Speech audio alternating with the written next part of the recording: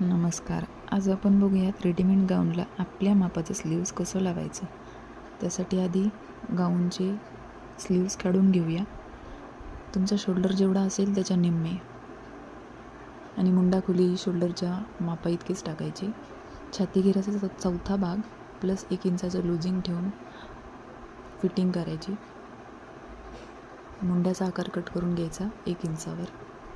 आता बाहीचं कटिंग करूया. बाहीची उंची जेवढी असेल त्याच्यामध्ये 1 इंच प्लस करून कॅप हाईट टाकायची 2.25 किंवा 2.5 इंच.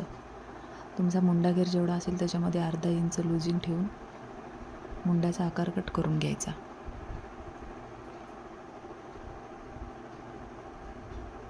दंडघेर त्याच्या निम्म आणि बाकीचं फिटिंगसाठी. बाही लावताना पुढचा मुंडा कट करून घेऊया आणि फिटिंग करून घेऊया. अशा प्रकारे सुंदर गाऊन तयार होतो.